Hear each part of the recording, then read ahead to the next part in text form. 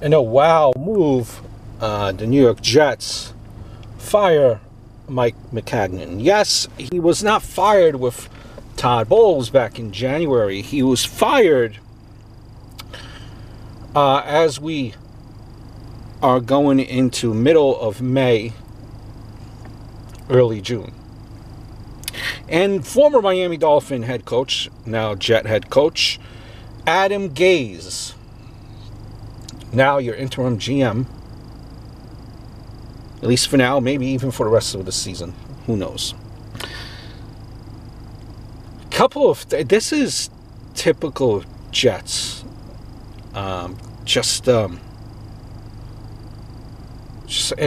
in a state of flux. Like, I wouldn't expect anything less from the Jets. You make this move after you had an free agency period where you had so much room under the salary cap. So for a guy that you do not trust, you kept him around for this free agency period, which has come and gone. You kept him around for the draft as well. And now, after all of that is being said and done, you now say that he is not your guy. Now, I could see where, in the speculation, I could see where a lot of people are saying Maccagnan and his middle to late draft picks have not been the best. You know, Darren Lee, who was like the first round, Christian Hackenberg was no good. So they're saying that he does not know how to draft. That's one of the big things here. Again, then this should have been something that was done in January. January, my friends, not May. You know, I almost, on the outside looking in, and you heard scuttlebutt that Gase and Maccagnan do not get along. Remember that Maccagnan did not hire Gase. The owner hired Gase. And remember, the owner has really been the actual guy in charge, who's not a football guy, who's really been in charge the last year and a half, taking over for his brother.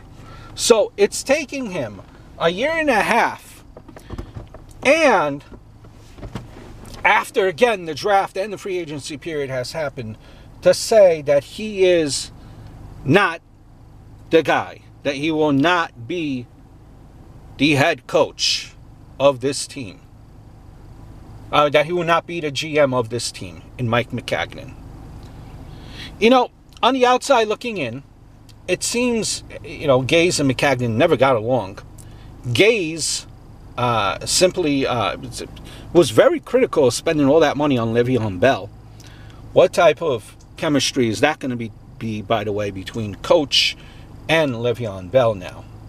After he was publicly, you know, criticizing Maccagnan for making that type of a move. There has to be peace and harmony. And what I think what clearly happened here is the owner picked his side. He picked Gase, because I'm sure Gase comes with high praise from a guy like Peyton Manning. And, you know, Peyton Manning probably recommended this hire. And in the owner's eyes, Peyton Manning is like gold. Adam Gase is like gold. He had to pick a side between the two bickering sides, and Maccagnan and Gase. And guess what? He picked Gase. Simply put. I don't believe it has anything to do with the drafting. It just does not make sense of the timing. After you go into one of your biggest free agency periods. Do not believe that.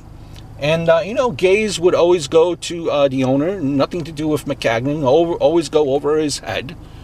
And bickered and, you know, complained. And, you know, the owner, Johnson, made a decision. He had to pick a side.